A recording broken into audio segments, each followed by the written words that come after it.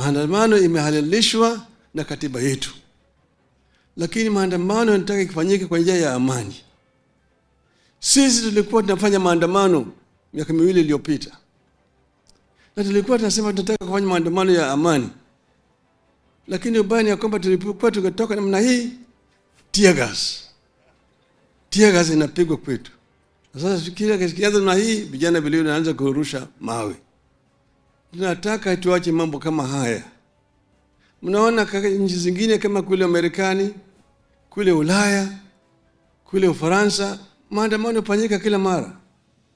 Juzi Israel ilipopiga Iran, kulikuwa na maandamano London, New York, Paris, hata Tokyo.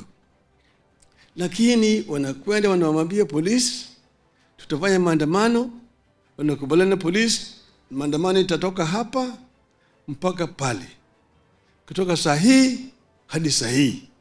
Ikikwisha pale wanatoa matamshi yao pale, alafu wanatoka. Hiyo ndio maandamano ambayo inakuwa ya amani. Tunataka tuweke sheria ili maandamano isilete shida. Mambo ya 2027 inakuja, lakini tuko 2025. Hatuwezi kufanya campaign kwa miaka mitano kila mara kwa mara. Tukifanya namna hiyo, nchi haiwezi kuendelea mbele. Mpaka tuwe wakati ambaye kuna amani. Kama uchaguzi imekwisha, tunarudi.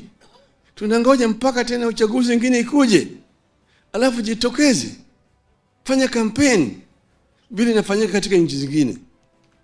Na kule Marekani watu wanangoja mpaka mwisho wa mwaka wa 3 ndio anaanza kutangaza mimi nitasimama. Hii mambo ya kusema ati mimi tunataka kutoa hii, ikifika wakati ile nisimama na wewe wenyewe utafute watu upige wewe kura. Kusema wewe utatoka, wananchi ndio watatoa mtu nje, sio wewe.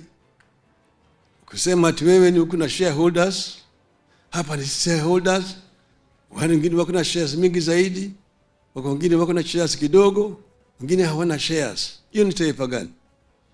Kama wewe una shares, mbona unatoa ushuru? Unatoza ushuru sababu gani kama wewe huna shares? Hiyo tunasema hii ni mambo ya ujinga ambayo haina maana hata kidogo. Kwa hivyo sisi tunasema tunataka Kenya moja. Kuna tofauti ya kisiasa, ya kisera, hiyo ni sawa.